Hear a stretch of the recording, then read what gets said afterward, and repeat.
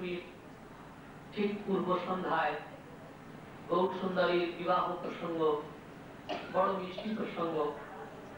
এই প্রসঙ্গ আপনাদের কাছে নিবেদন হচ্ছে। কাশীনাথ এসে মা বিষ্ণুপ্রিয়া দেবী সতীমাকে বলেছেন, মা গো, সনাতন রাজি তোমার পুত্রের সঙ্গে তার কন্যার বিবাহ দিতে। বিষ্ণু সতীমা গৌর সুন্দরের বিবাহের উদ্যোগ গ্রহণ করছেন।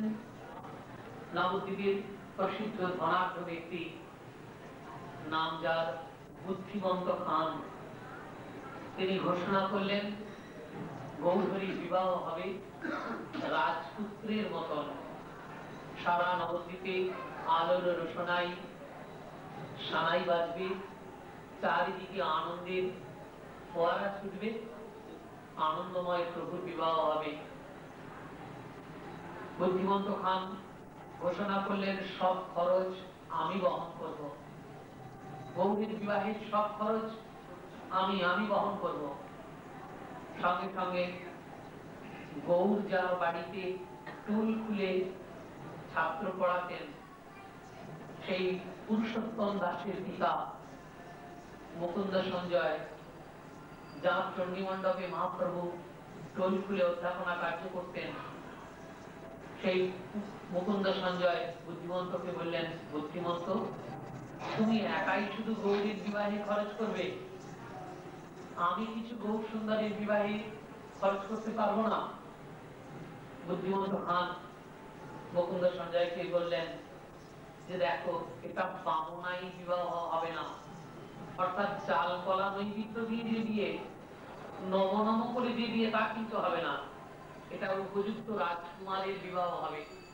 সুতরাং সেই রকম ব্যবস্থা করতে হবে, এর জন্য যা খরচ তা আমি বহন করব।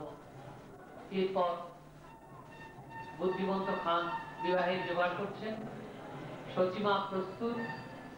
এই অবধি গতকাল আপনাদের কাছে নিবেদন করেছি। আজকে সেই নতুন শ্লোকটি আসছে, সকলে একত্রে আমি করি সমুচ্চয়, সর্বভূমি করিলে আলিপনাময়। আলিপনা দিলেন যতি বৈষ্ণব আর যতি ব্রাহ্মণ, নবদ্বীপে আশ্রয়ে যতি সুসজ্জন, সবারই নিমন্ত্রণ করিলা সকালে, অধিবাস দোয়া আসি।